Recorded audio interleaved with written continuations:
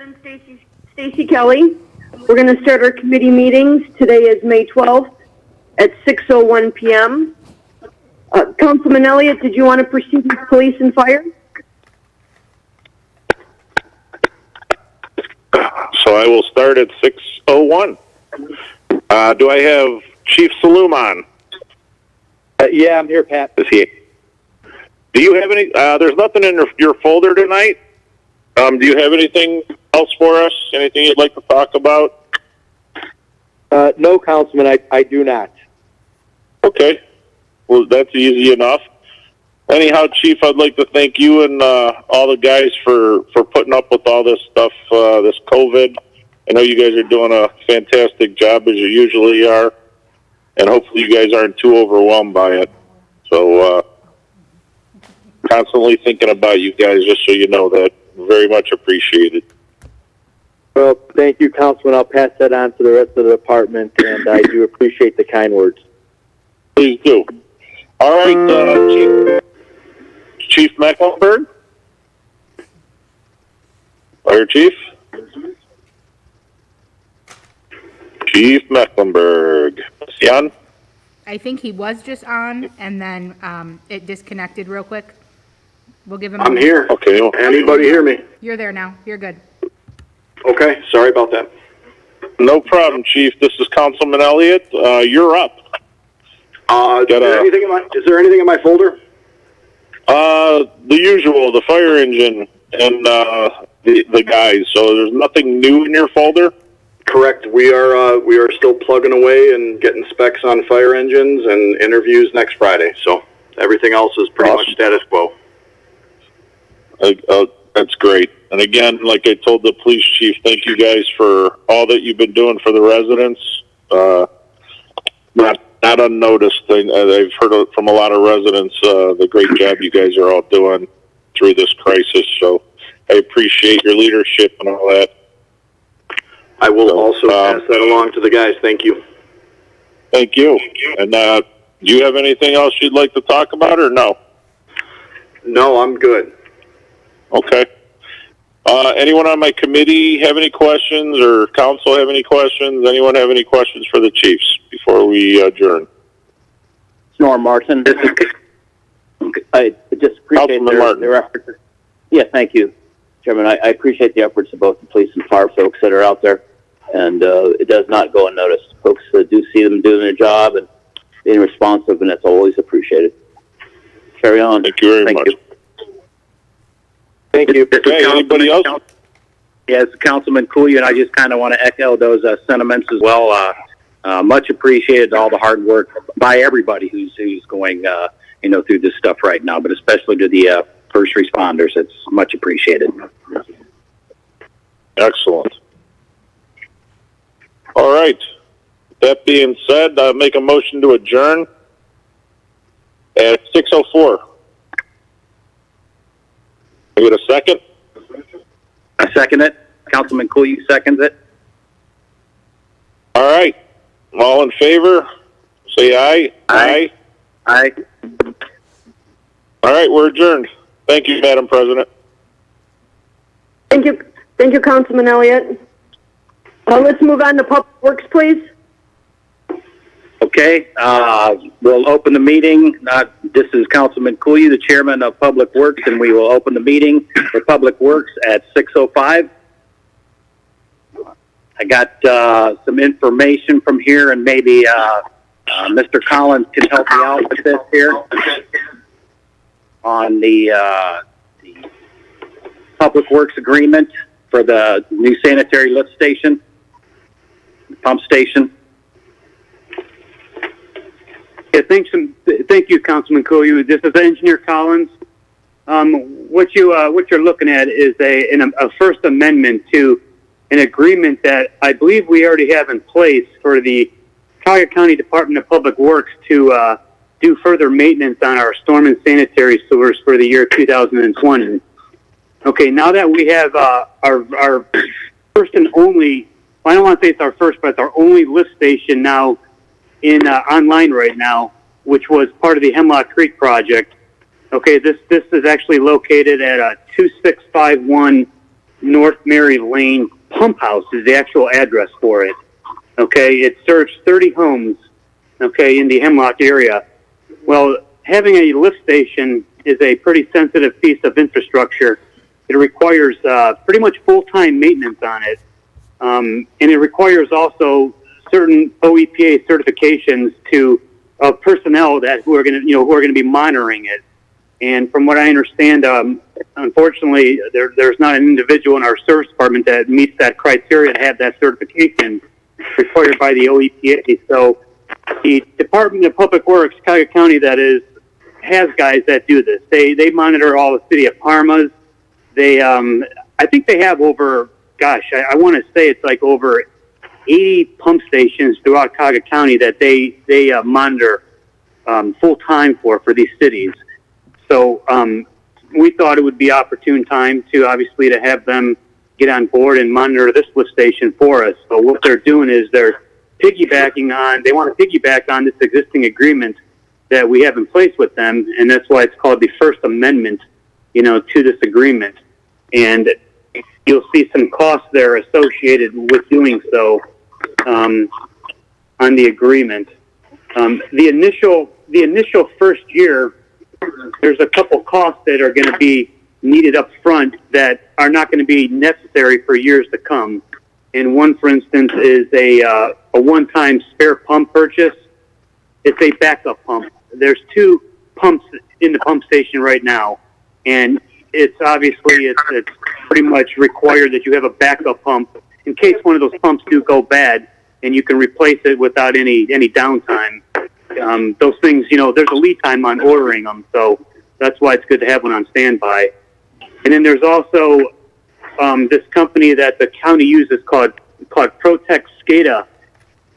It's their connection work. It's a one-time fee that allows them to hook up their hardware and their software to the existing equipment that's in the pump station, allowing them around the clock, 24 hours a day, 365 days a year, to fully monitor that lift station. They'll know everything about that pump station in real time, such as like when the pumps kick on, what levels they're at, the voltage levels, just the communications in general. And the guy who would be our operator showed me his software system. It was pretty amazing to see all the pump stations on his computer. And soon as there's like a low level, or maybe one pump's down, or the floater switch isn't working, it notifies him in real time, almost like an alert on his cell phone, his iPad, and his computers. He's got like 5 or 6 different devices he uses. He carries around them in his truck.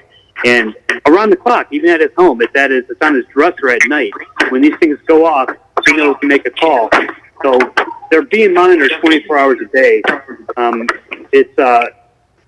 That's a one-time fee you see there on, I don't know if you're looking at page 2 of 15 on the file attachment that Carol gave us. Yep, that's $10,575. So the $3,000 that I spoke about before, that's the one-time spare pump, and the $10,575, that's a one-time fee. Okay, and then the other question on that, Daniel. Sorry. Yeah, go ahead. So I'm trying to understand it. So there's 2 pumps that are in the house right now, and this would be, per se, a third one for right now, or is that wrong? No, that's right. It's a third pump. It's a backup pump that's going to basically be sitting on a shelf. It'll probably be either stored at our service. Yeah, go ahead. I'm sorry. Oh yeah, it's a backup one in case one of those fail and it's beyond repair that it needs just to be instantly replaced. We have one available to avoid the lead time, for ordering one.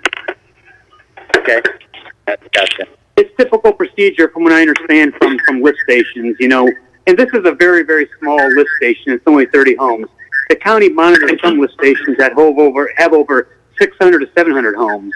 So this is like a tiny grinder pump almost to them. Yeah. But having that extra pump is definitely is something that could save a lot of headaches down the road. Having it available right then and there when you need it. Yeah, well, especially if there's any type of lead time involved with it anymore, especially with all the things that are going on right now. I got you. Yeah, absolutely. Yeah. Okay. And then is there anything else in this? I'm looking through the file here, kind of just trying to. No, I mean, they have records that they're required to keep. It's like twice a week, I think, at minimum.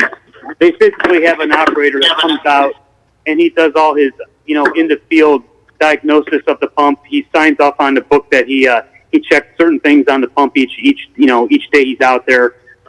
It's full-time service on this lift station that's required, by the Ohio EPA, by the 10 state standards. So that's why a lot of cities, they don't like having lift stations. I mean, we're fortunate that we only have this one. It's not uncommon for cities to have 10, 12, 15 of these things. And you're around the clock monitoring these things, just to make sure they're always functioning. Yeah. Okay. So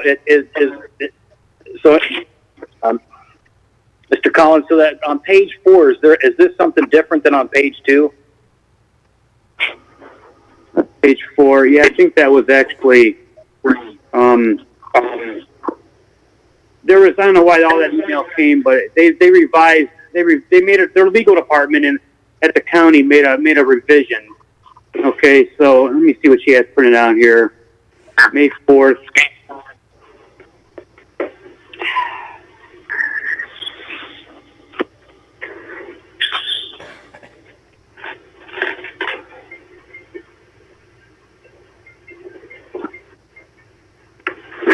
Chairman, if I could, Yeah, Madam President.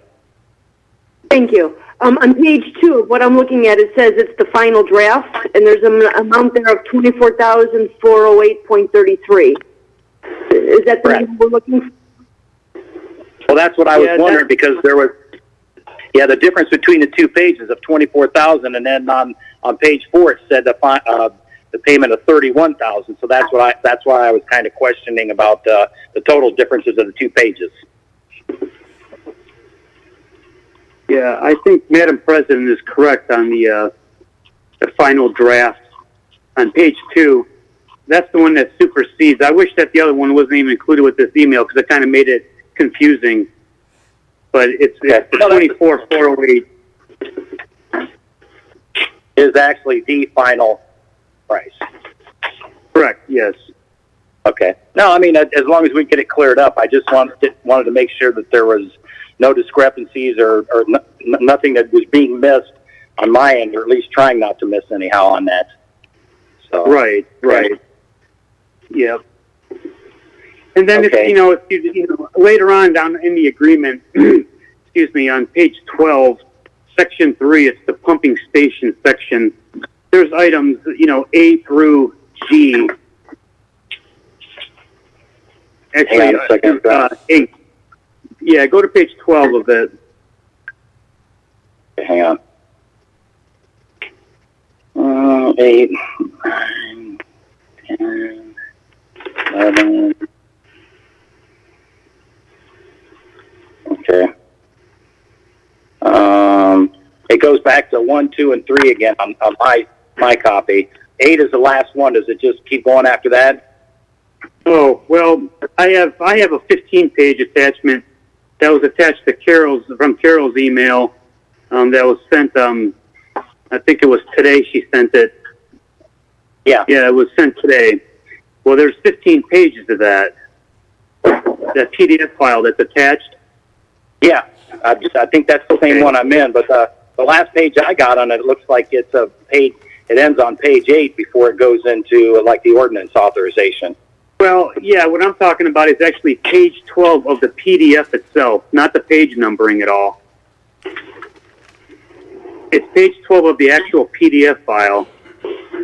There's a section there called Section 3 Pumping Stations. And all I'm trying to say is that there's items A through H that specifically states what they're going to be doing, as part of this agreement for the pump stations. Yeah. Debbie's coming up. Put a copy on. She'll get it. Okay. Chairman, this is Tom Snitsky. Can I have the floor for a second? Yes, sir. Go ahead, Councilman Snitsky.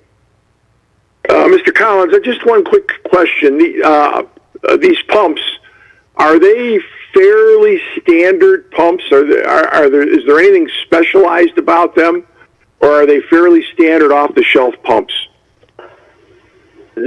Yeah, thank you, Councilman Snitsky. Yeah, Engineer Collins here. These are industrial-sized pumps. I mean, these are, I don't want to say they're off-the-shelf pumps, but there's lead times on these because each pump has a different, set of design specifications depending on the situation that you're needing it for. So they're off the shelf, but that doesn't mean that you can just buy one tomorrow and pick it up. There's a lead time on ordering them. Okay, that's what I wanted to know, because although it would be very, very highly unlikely, if we have a dual pump failure, we're still going to have to buy one somewhere, and if it takes 10 weeks to get it, that's a problem. Right. So, okay, that's good enough answer for me. Yes, correct. Okay, I think I'm on page 12 here, section 3. You said about the pumping stations. Oh, yeah, there you go. Yeah. It wasn't downloading for some reason. Okay, go ahead. Oh, okay. No, not a problem. Engineer Collins here. Let me get back to that page. Yeah, it's just items A through H. Like I said, this is what's being added, okay, to the agreement, the amendment. These are items that they are gonna, us and them are gonna be responsible for, and it's just the standard, language that they have with all their cities that they monitor lift stations for. Just wanted to make sure that was pointed out. This is the meat of the agreement right here, the amendment. Okay. I see that the service director is online now too. Hi, Jack. I was just mentioning at the beginning about this agreement being necessary and how we're looking at having the Cuyahoga County Department of Public Works maintain and operate our lift station for the Hemlock project over on North Mary Lane. And I explained to him how, unfortunately we don't have guys that are certified that meet the qualifications to monitor these lift stations. And of course the Cuyahoga County Department of Public Works does. And, they monitor lift stations for many other communities, and our neighbor to the west, Parma, they have quite a few lift stations over there that they monitor. And they're just, basically going to be providing the same services as the city of Seven Hills for our one lift station as they are for, many lift stations in other cities. If you just wanted to add anything to that, Jack, go ahead. Thank you, Mr. Chairman. I don't know if it was mentioned earlier, but Engineer Collins is correct that there are required operator certifications to maintain these lift stations, and we don't have the personnel on hand that has those certifications in order to maintain these stations. I think that before I just dialed in, was there some discussion about the estimated cost to do this? Yeah, Jack, Engineer Collins here. We were going over the second page of the file attachment where the county provided us the final draft. He says here the estimated pump station costs are based on the following, and he lists 4 items. And 2 of the 4 items are one-time fees. It's one is for the spare pump purchase, and the second one is for setting up all the SCADA equipment for the remote telemetry software and the hardware that's needed for the pump station. That's what we were talking about. Right, and the other 2 items are expected to be ongoing annual costs. Yep. Okay. Well, this is Councilman Kuya here, and I don't have any further questions at this time unless somebody else on the committee has any questions for the engineer. No other questions? So you're looking to... Yeah, go ahead, Councilman. No, I don't have a question about this. I have a question about something else, so go on. I'll wait until you're done. Oh, no, I was just going to ask if so are we looking to get this on as a passed, or an agreement to pass this then? Engineer Collins? Yeah, thank you, Mr. Chairman. Yeah, I think we need to get this done because it's an amendment to an existing agreement we already have. So we need to probably get, legislation going on this, sooner the better, of course. Okay. Okay, well, I guess, is there any other questions from administration? Councilman Cooley, I have a question, please. Go ahead. This is Council. The fee involved with this, the $24,000, does that come from a special fund or is that coming from out of our general? That's a good question. I'm not aware. Chairman, these. Go ahead. Mr. Chairman, if I could answer that question, these funds will be the charges, the expenses for these services will be charged to the sewer maintenance funds. They're a part of the sewer maintenance system. Excellent. Thank you. This is Councilman Snitsky. I got a quick question for Dan. Go ahead, Councilman. Mr. Collins, there are people out there that are hooking up right now, and I think you told me, but I want to confirm. This system is up and functional, correct? If people down on Mary Lane start hooking in because they have failed septic systems, it's functional and doing its job, correct? Thank you, Councilman. Engineer Collins here. Yes, the pump station is fully functional and operating. All right. Thank you very much. Any other questions from anybody at this time? I'd like to put it to a vote to pass for the purchase order of $24,408.33 from the committee. Second. Okay. All in favor? Aye. Aye. Okay. Pass to pay that for you, Engineer Collins. Thank you, Mr. Chairman. Yeah. Is there any other comments or anything like that you'd like to make, Engineer Collins or Mr. Johnson, at this time? Chairman, this is Councilman Kuriazis. Okay, go ahead, Councilman. Engineer Collins, Councilman Kuriazis. I received an email this afternoon from a resident on John Glenn wanting to know what the status was of what was going on John Glenn with the storm sewers. I received your director's report about an hour before the meeting, so I was glancing through it and saw that you had a meeting, I believe, on April 22nd about this. Could you update us what's going on? Well, the project is we're lining. We have one more sanitary sewer lateral to line, and the contractor was stated to me that he was supposed to be out there today to finish it. This was the last one on East Dartmoor, furthest east of the project. Okay, as far as the storm sewers go on this project, there's not a whole lot right now. We're still planning a lot of things that we're still looking into to determine, what we're going to do if we're going to do anything with these storm sewers. We had some flooding that happened on some of the properties. I think there were 7 or 8 different floodings that occurred, and we're still analyzing some of the work we did to make sure that the work we did not cause this flooding. And as of now, none of the work we did caused any backup or any flooding in these basements. Even though a couple people did say this is the first time that they have ever flooded. I take that lightly because I don't always know if that's the case or not. Yeah.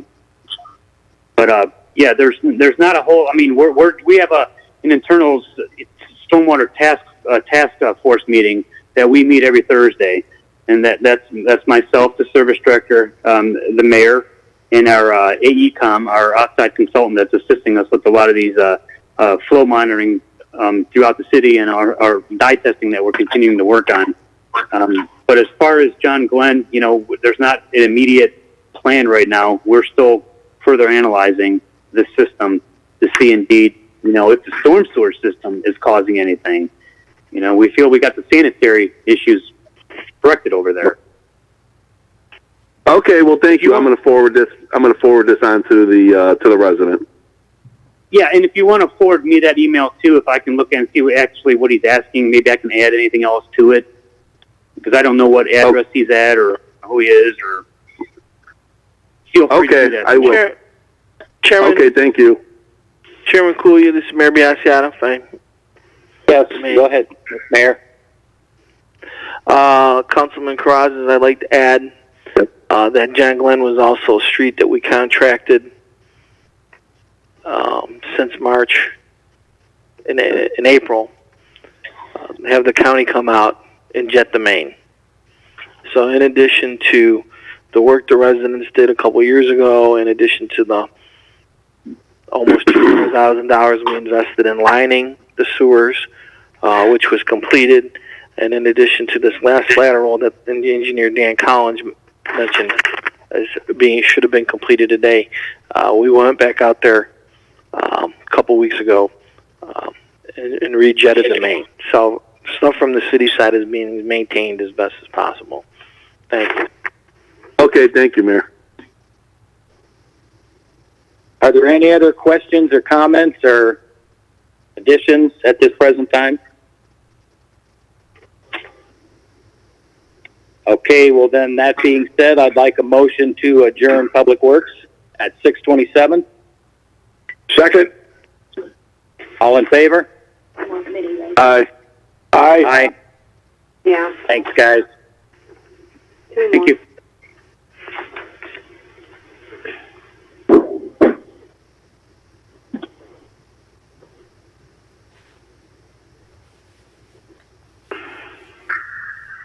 Could please move on to community services? Madam President, this is Councilman Currias, Chairman of Community Service. We opened the meeting at 6:28, and I believe we have one thing in the file. Tony Terry is going to talk about it. Tony, you on? I am. Okay, Tony. Okay, good evening, everybody. I just wanted to update everybody with where we're at on home days. I was able to get a winning bid for the fireworks. I have submitted that paperwork into the law director for the contract, and then as well to the council clerk to forward to all of you, which I saw that she has done. And obviously, I know that the law director will look into if the contract reads appropriately, and then I ask that you guys put that on the agenda. For the next meeting, right, Tony? Yes, correct. Okay.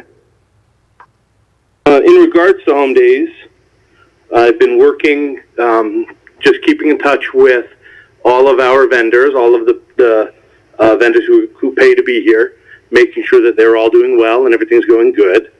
About a month and a half ago, I created a task force with the City of Independence, the City of Brecksville, the City of Broadview Heights, and of course the City of Seven Hills.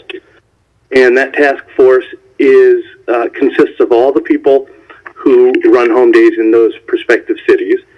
And the basis for this task force was to discuss what home days would look like, different scenarios that may arise, and for the health and well-being of all of our residents. So we have been planning without commitment. We have actions and activities are moving forward with that. At this point, no expenses have been accrued. We're probably about a month out from realizing any costs to the city. The situation's fluid, so obviously every day the governor gets on and speaks, and certain things are changing. We work on adaptations from there.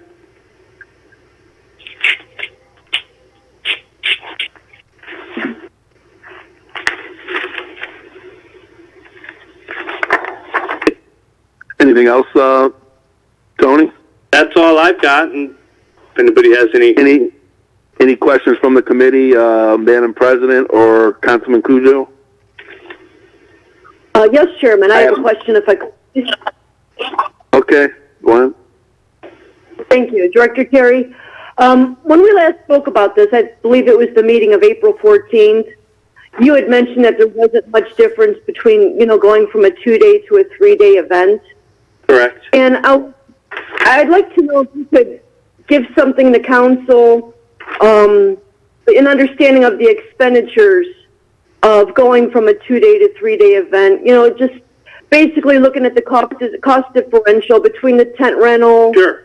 The Sure. police. So that's why I say that there's no difference to that, because tents, we already have the tents. The only real cost that would occur would be any bands or any activities that we had that day. So obviously when you're running these events, you're not going to have concerts if you can't afford to have them paid for, if that makes sense. So that's why I say there's no real money involved in the extra days, based on the fact that you've already paid for everything to be here. In fact, you actually make a little more money because you're charging more to the vendors to be here longer.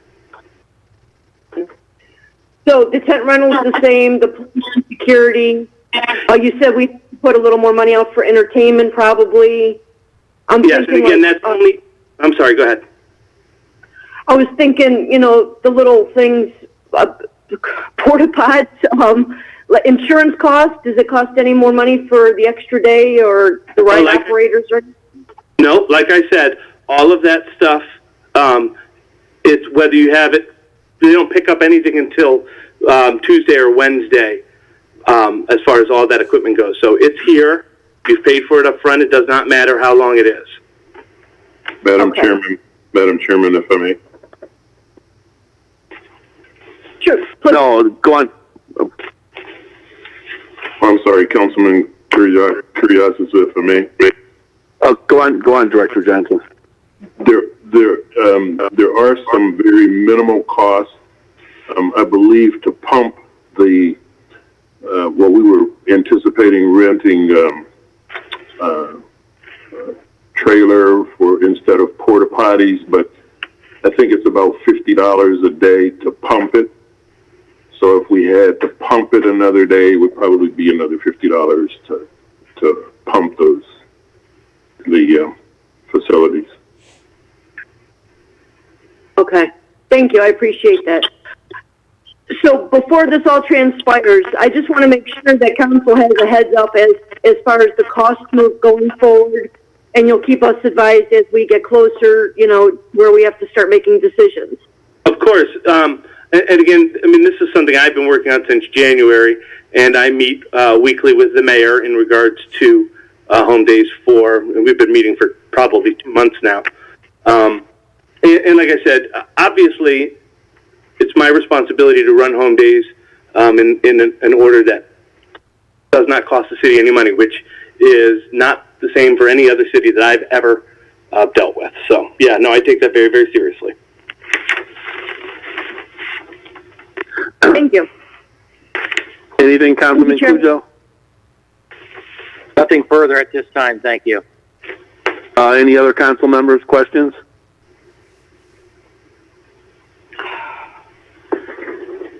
Anybody from the administration? Okay, do I have a motion to put the fireworks contract on the agenda for the May 26th? Aye. All opposed? Okay, motion carries to the put on the agenda for the May 26th meeting. Anything else for community services? This is Councilman Snitsky. Can I have the floor real quick? Go on, Councilman Snitsky. Hey, Tony, I know you've been working really hard during this whole COVID thing. Can you give us an update on how the food bank is doing? I sure can. And that's a great question.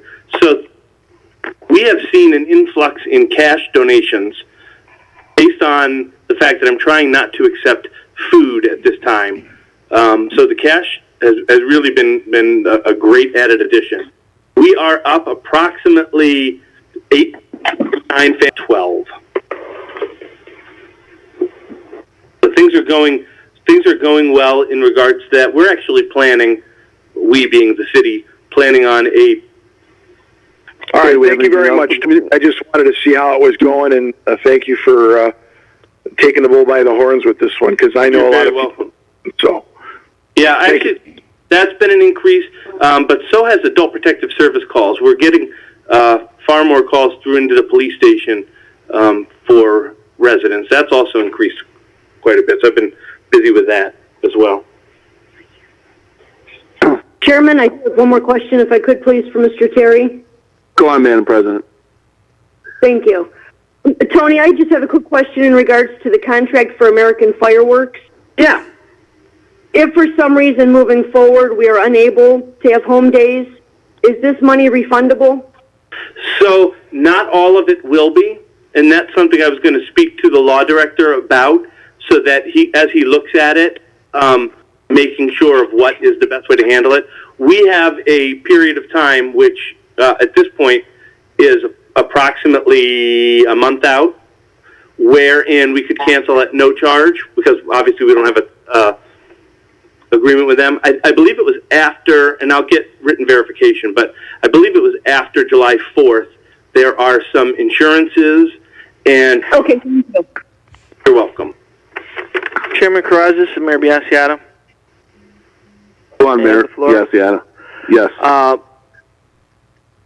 For the fireworks, in addition to a number of other expenses, I'll just be more clear, is that Director Terry's asking to put this on for first reading, so we'll have 6 weeks before we sign the contract.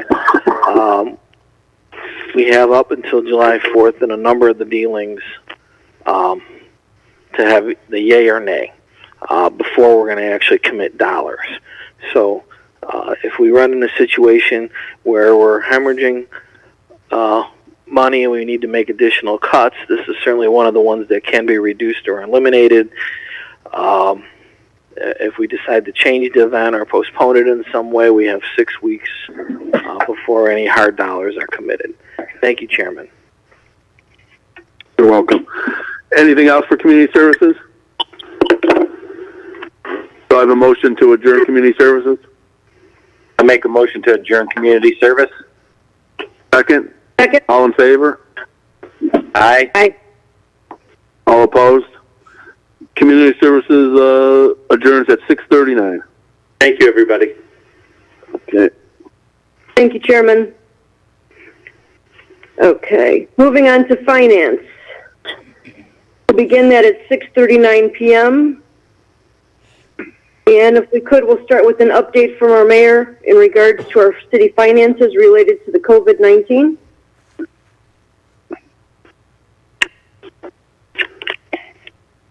Thank you, Madam Chairperson. This is a follow-up to the last COVID-19 I gave council on the record in the meeting minutes in April when we got our first adjustment from Rita. So as I stated back in April, that when we got a new revised number, I would update council, and here we go. Latest adjustment, which came in last a week from Monday, Rita now projects us at 7.6 for income tax. Okay, so that's 1.2 million below what we budgeted. Okay, now I'll give you another update. On April 29th, I contracted with MAS Financial, that's the Matt Stosinski, to do a full revenue forecast on line items. Okay. Other line items that we've looked at are holding pat. Property tax, we're forecasting that flat, even though a number of our neighbors are actually seeing an uptick in property tax. The 7.6 million that we're going to speak to does not include, it's based upon last year's number, any income tax from Meyer or any income tax from Conica. I won't speculate to what those numbers may be, but that's helps make the number a conservative projection. Okay.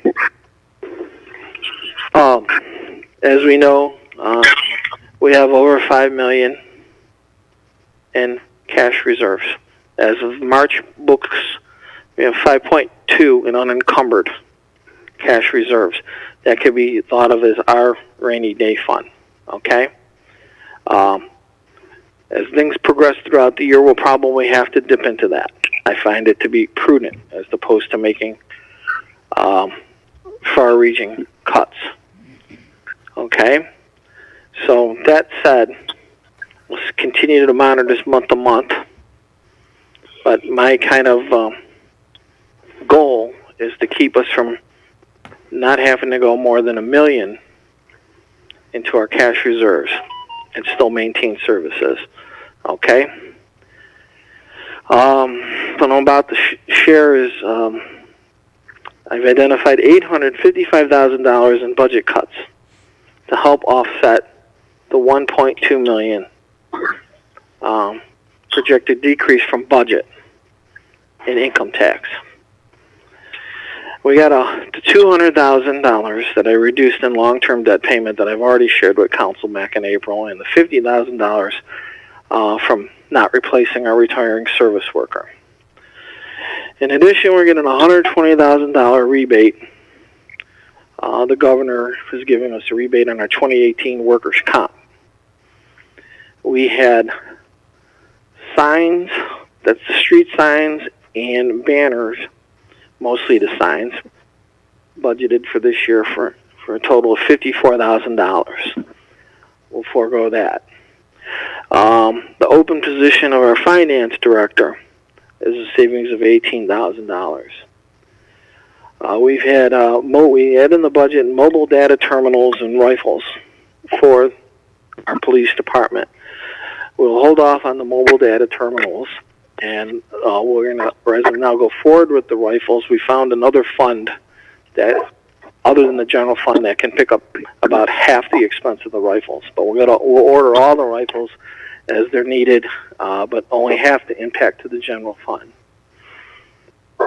In addition, we earmarked computer software and actual hard computers for our police department. We'll forego that a year. That's another $16,000. We had a comp time payment for some contractual items that council had already passed. We had $100,000 coming out of the general fund. We're going to meet that commitment with $100,000 out of our non-general fund. We've been putting money aside for the last 2-3 years for just such a purpose. Last but not least, we had budgeted $300,000 for salt. Thank goodness for Mother Nature this year we had an incredibly mild winter.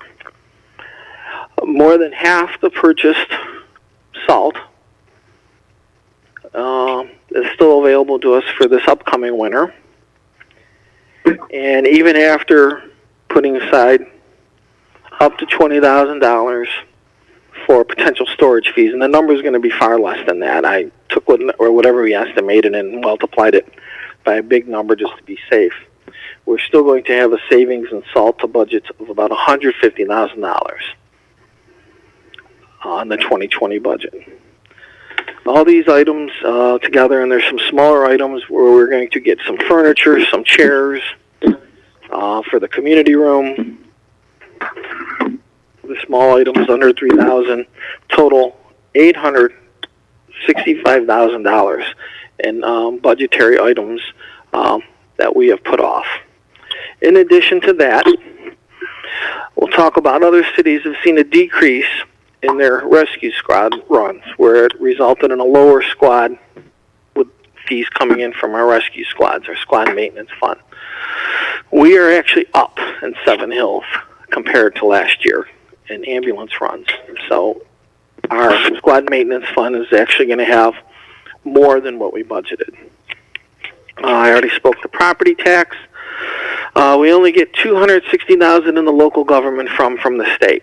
So if they take anything out of that, it's not a significant number in terms of the big scale. But we have potentially more offsets. Not included in the $865,000 in budget cuts that I just detailed. We have $250,000 set aside for a potential new road maintenance program that we were going to experiment with, the 2017 road program. This is Director Johnson. It was a new coating the city introduced a new coating for the roads. The city's never done this before, and we were contemplating doing that, but we can postpone that to next year if need be, and it'd still be something we'd want to look into. In addition, we were talking about redoing curbs this year to where they needed to be done, and that can be deferred to next year as well. So that's not included in the $865,000, but we had $250,000 set aside for those two items if we need to go there. In addition, not counted into my analysis at this time, State of Ohio Senate last week passed unanimously legislation appropriating money from the CARES Act directly to the cities. Okay? It's in the House now. I want to be clear about that. But if this goes through the House and passage is expected, the city of Seven Hills' share of the CARES Act will be $240,000. And one of the approved uses for this is to cover any COVID expense. And under the definition, regular police and fire coverage are covered as part of COVID expenses. So if it goes through the House, as we expect, it'll be an additional $240,000 to the city of Seven Hills. That would go towards the general fund payments towards our police protection for the remainder of the year. To go towards police because the majority of our fire departments paid out of non-general. In addition to all this, you will expect to see some drop in fees in the rec center operation. However, membership fees, by far and large, what we've done is we've extended the membership. So we haven't had a refund unless it was very specifically requested. And the majority of people, members, have been fine with just extending their membership as opposed to getting a refund. The vast majority of our of our hourly employees have not been scheduled at the rec center since mid-March. And the projected savings is $66,000 from the middle of March to the end of May in our hourly employees that haven't been scheduled at the rec center. In addition, we're not going to hire any seasonals in the service garage this summer, and sometimes that continues in the fall, and that's an expected savings to budget of $24,000. So in addition to the $865 I've already noted, that's an additional $90,000. So I guess we can take that up to $955,000. So $955,000 in savings against the $1.2 million drop. So right now we're looking at $300,000 to $400,000 potentially coming out of cash reserves, and we have a couple other moves to make. Like I said, the curb and protective covering program, and the $240,000 potentially from CARES. In addition, so we got a lot of things, a lot of moves we can make. Just this week, we got the final numbers in from our 2019 asphalt program, and the savings there, we came in $176,000 under budget. I'm exploring our options there. Potentially, we could take that to cash as opposed to lowering our note borrowing. I got a question into finance for that. And that's just the asphalt portion.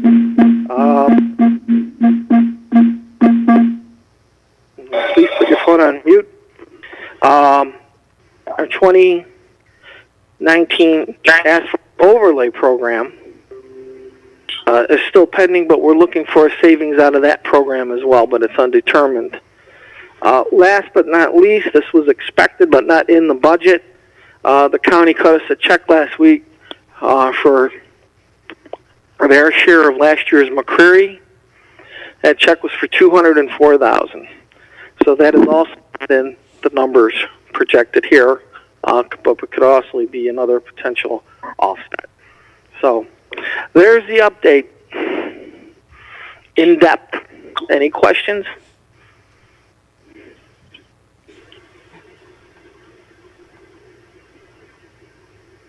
Councilman Snitsky, it sounded bad at the 1.2 million, but you seem to have a pretty good handle on it. So it doesn't look like we'll take that bad of a hit if everything comes true as we're projecting. Thank you for your effort. It's unfortunate. Thank you, Councilman Six. Thank you for your effort. Unfortunate. The 1.2 is a big million. I rather have had a number of these programs that people have waited patiently for some parks, some infrastructure, et cetera, and some of the equipment is needed. But we're in an emergent situation. And here's my plan to meet the emergency, but maintain services at the level our residents should expect.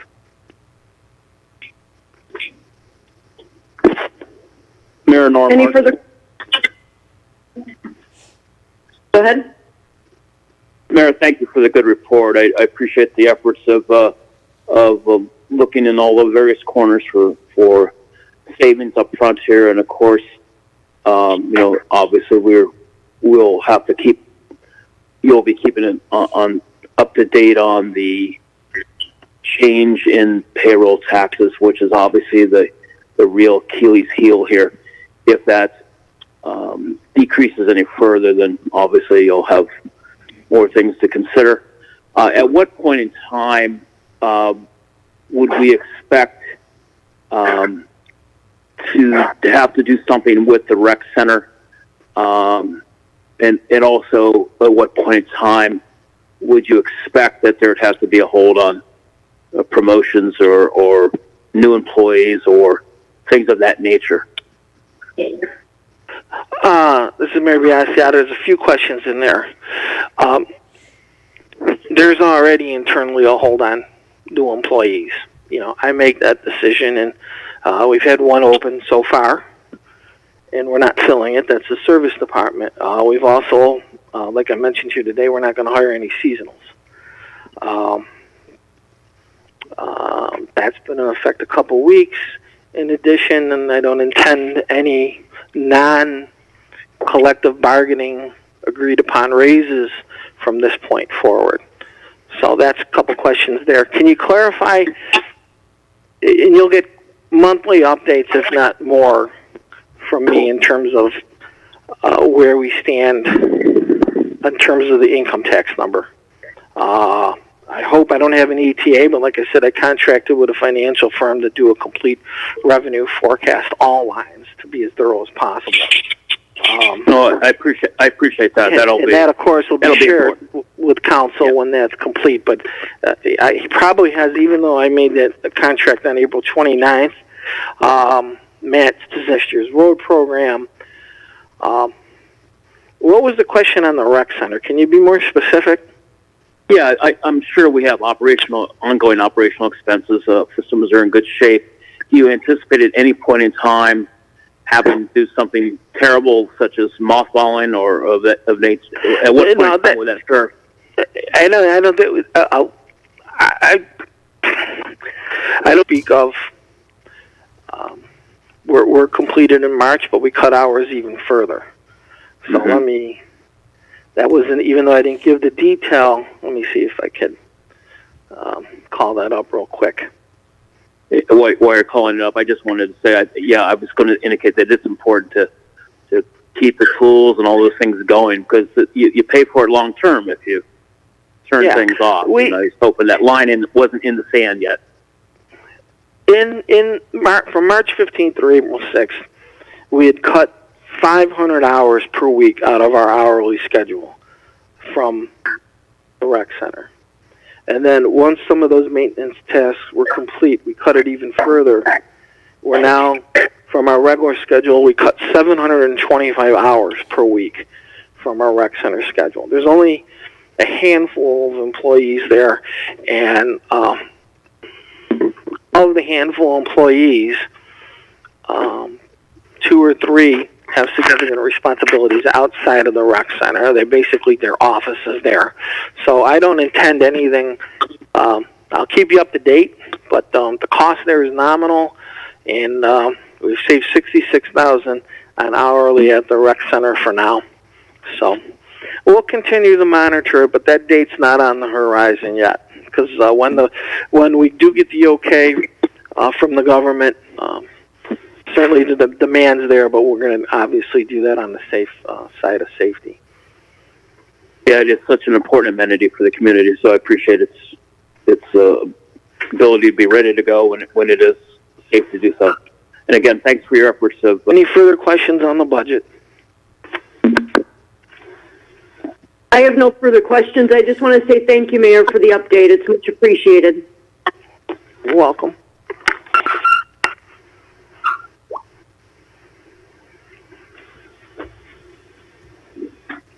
Okay, if there's no further questions, can we move forward? Are you good, Mayor? Yes, in this subject, sure.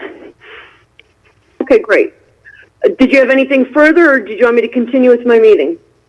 Well, when it's the appropriate time to do so, I'd like to talk about the Safe Built proposal and some of the data cost analysis that I shared with council earlier today via email. Okay, I'm going to start going through my folder, and then when we get there, we'll discuss. Okay, looks like I have a request for an ordinance here from the Deputy Finance Director. This is for the Courtview Justice Solutions. This is for the yearly maintenance agreements for the Mayor's Court Legacy Case System. And this is for the period of August 1st of 2020 through July 31st of 2021. That's in the amount of $2,660. I'd like to make a motion to approve. Second. All in favor? Aye. Aye. Aye. Thank you. Okay. Next is, Just wanted to, well, number one, we kind of talked about all the pros and cons 2 weeks ago at the last regularly scheduled finance meeting, okay? We talked about the ability, we were going to do a two-prong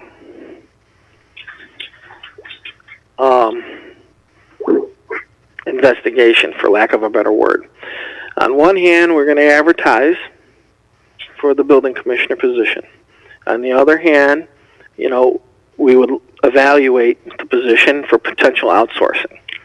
Okay, first and foremost, I shared with council that we had advertised in the Plain Dealer a week or two ago. I don't have it in front of me. And, hold on, I do. But everybody, council was for this. We advertised in the Plain Dealer on April 30th. We ran the ad for 2 weeks. Okay? And we also advertised in the Plain Dealer, in the Sun Post, Cleveland.com. We advertised on the Ohio Building Officials Association website, the Building Officials Conference in Northeast and East Ohio site, and then Indeed.com, which is in a top employment site. Early in the year, I advertised on similar sites for a secretary position that we decided against not filling. We got 53 resumes for a secretary position. We decided against going in that direction.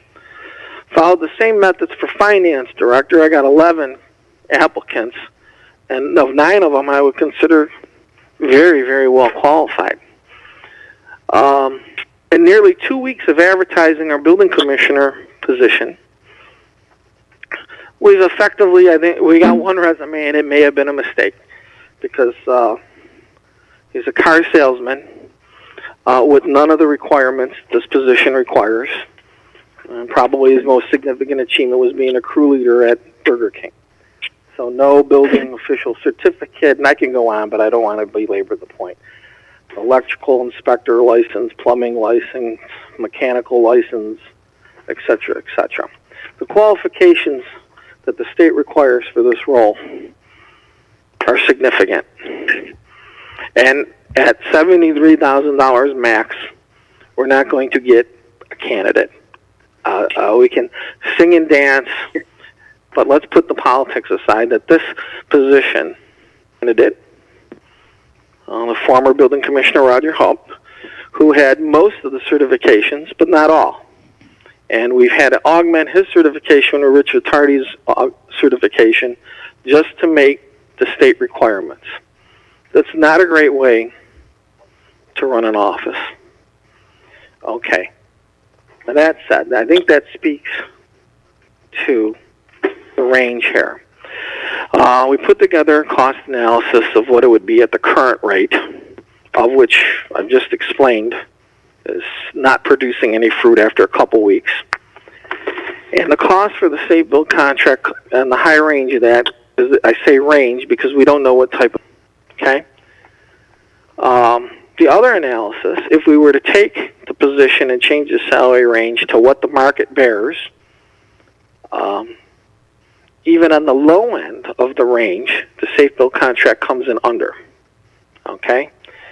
The safe bill contract has a 30-day out clause.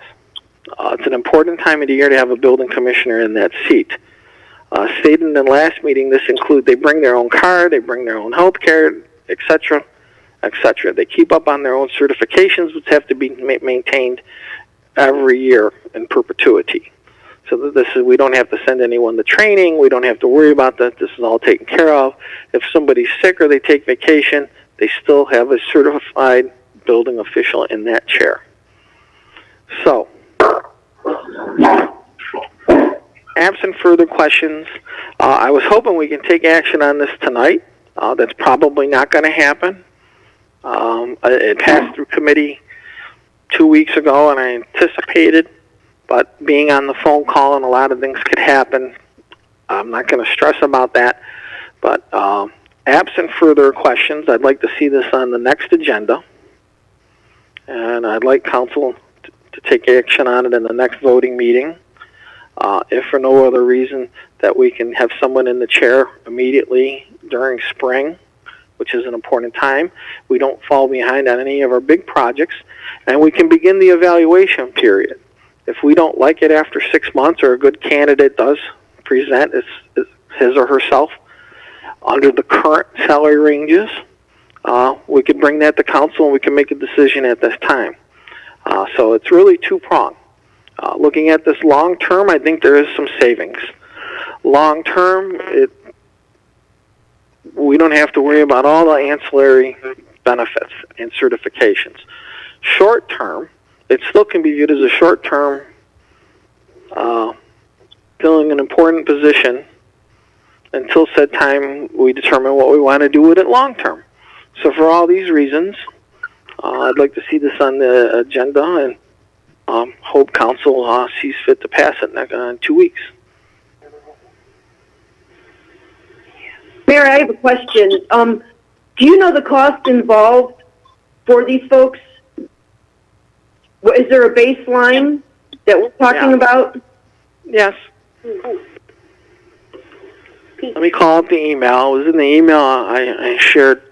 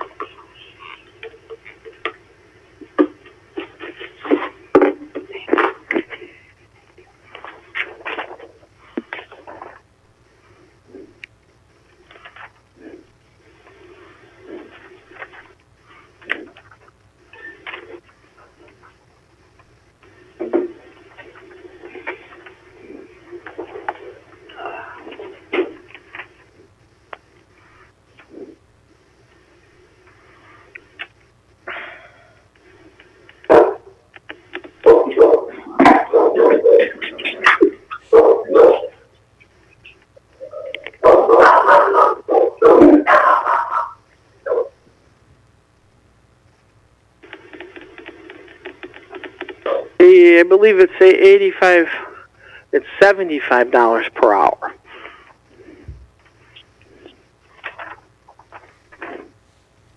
Okay, so how many hours do we anticipate? I mean, 32 hours a week. 32 hours a week. Okay.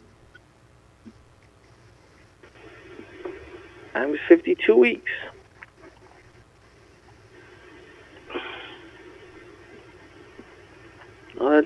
$124,800 compared to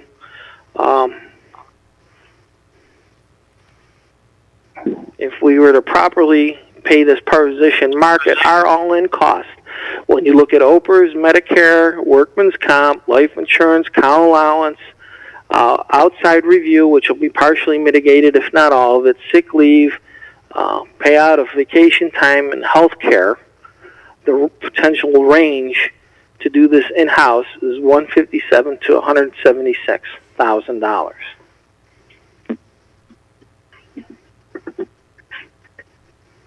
This is Nora Martin, Madam Chairman.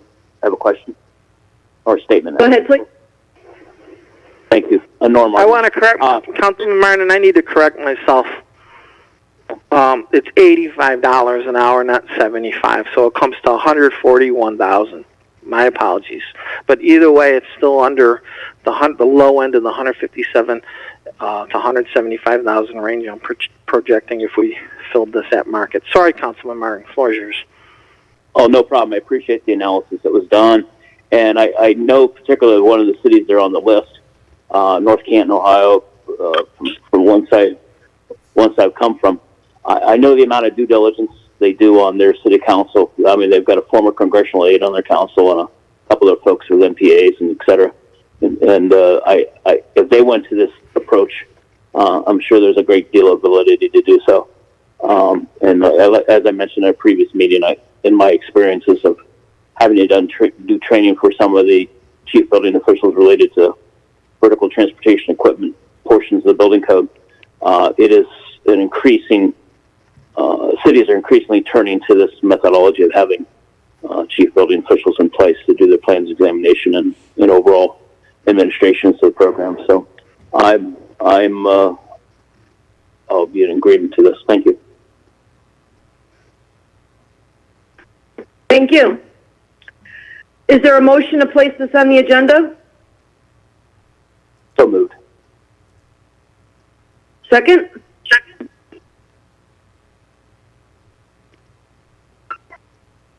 Well, I believe this passed the Public Works last week, so if somebody can't chime in, your motions needed to put this on the agenda have already happened 2 weeks ago.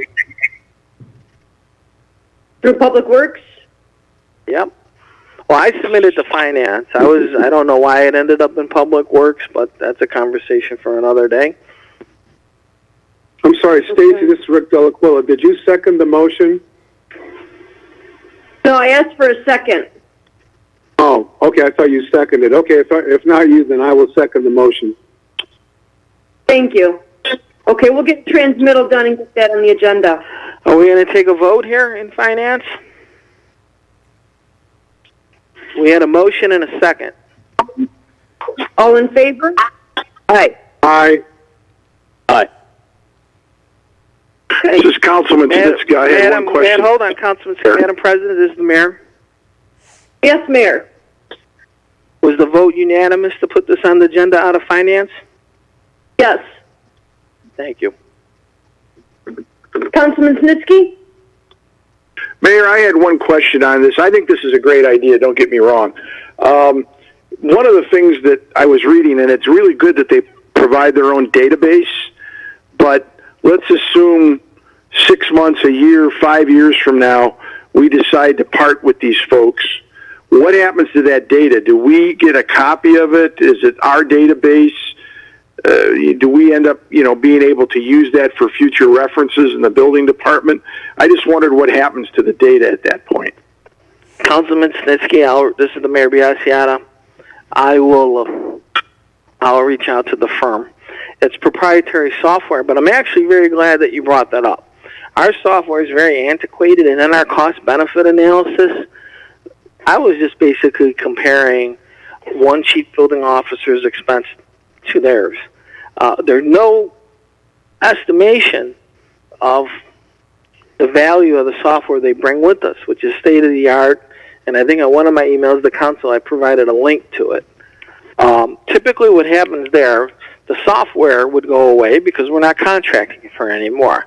But the underlying data, is passed on. in a computer format that can be uploaded into a new system. That's just based upon my life experiences. But I will get an answer for you prior to we vote on this in 2 weeks. Yeah, thank you very much. That's what I was looking for. I assumed that the software basically went away, but I wanted to, we've updated the service department's database, and I just wanted to make sure we had that legacy for the future. Thank you very much. You're welcome. Okay, thank you. All right, it'll be added to the agenda. Moving on, this came through Public Works. It's an amendment to an existing agreement for the pump station through the Cuyahoga County Department of Public Works.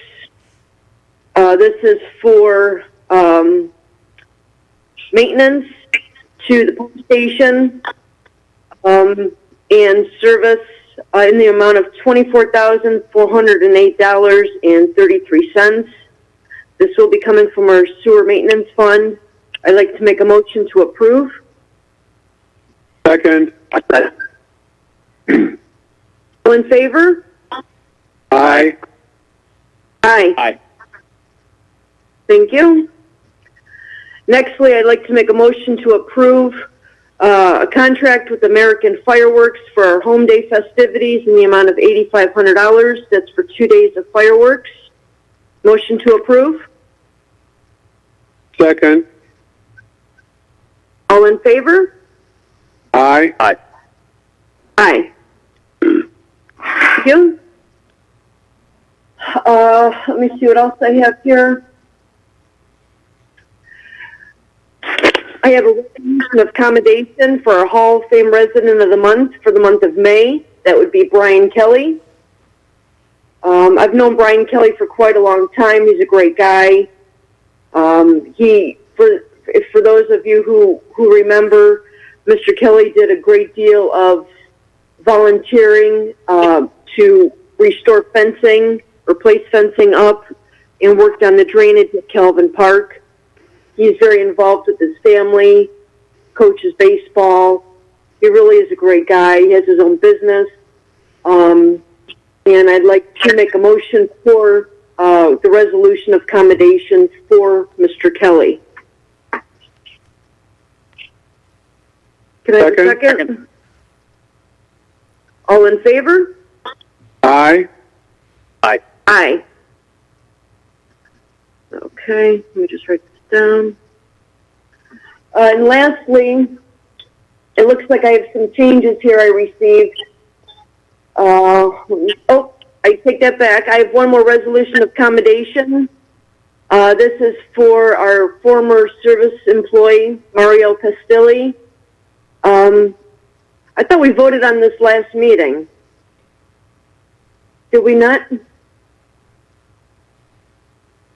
Well, if not, I'll make up. 22 years. This is for the second part of the 22 years. I'll make a motion just in case we didn't do it the last meeting, but this is for our service department worker, Mario Castilli. He retired from our service department after 40 years of service to the city. I'd like to make 44. a motion to approve. Second. Motion to approve. And the Thank sign you. says 44 years. 44 years. Excellent. I'm sorry, who did the second? Delaquila. All in favor? Aye. Aye. Norm? Aye. Thank you. Okay. And I received, the last thing I have here is, it looks like some amendment to ordinance number 29, amended ordinance 29 and ordinance number 30. Looking at our agenda, and I see that amended ordinance number 29 was assigned to Phil and 30 was assigned to Tom.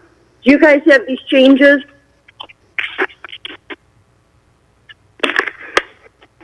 Did you receive I have them. Cheryl? Yes, Okay. I have it. Okay. When we do the readings on those ordinances, you'll have to reflect the changes. and they're specifically laid out as far as the page and the section and so forth. Okay? Are there any questions on that?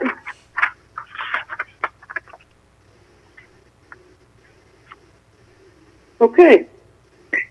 It looks like that's all that I have for finance. Do my committee members have any questions? No, Madam President. I have none. Any questions? Thank you. Any questions from the rest of the council? Any questions from the administration?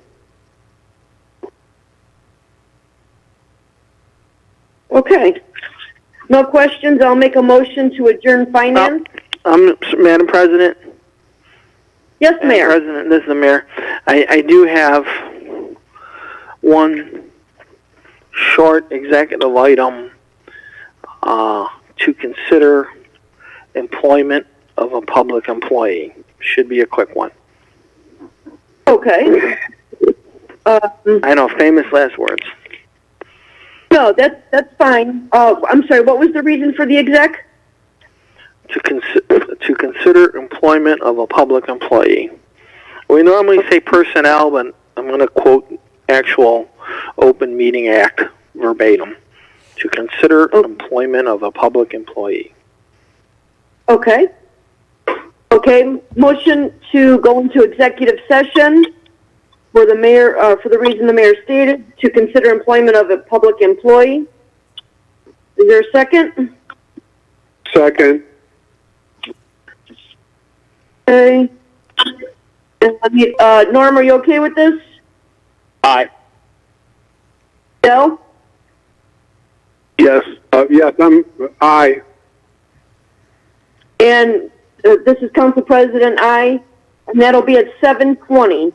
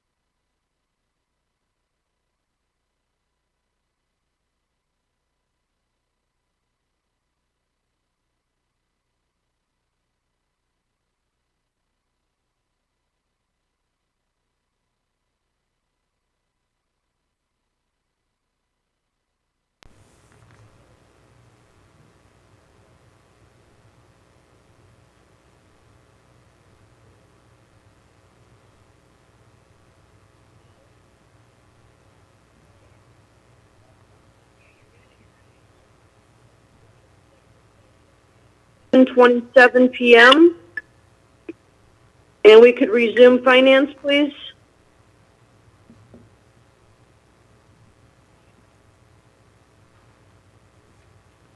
You there, Jen? Yes, go ahead, you're all set. Thank you. Okay, we're going to re-adjourn finance at 7:27 p.m. Does the committee have anything further? No, Madam President. I have Does council? Any comments from council? Any comments from the administration? No. Okay. All right, I'm going to make a motion to adjourn the finance committee at 7:27 p.m. Second. All in favor? Aye. Aye. Okay, thank you so much. Finance is out. And we can go, Jen, we could go right into our council meeting. Okay, hold on one second. Todd has to just change the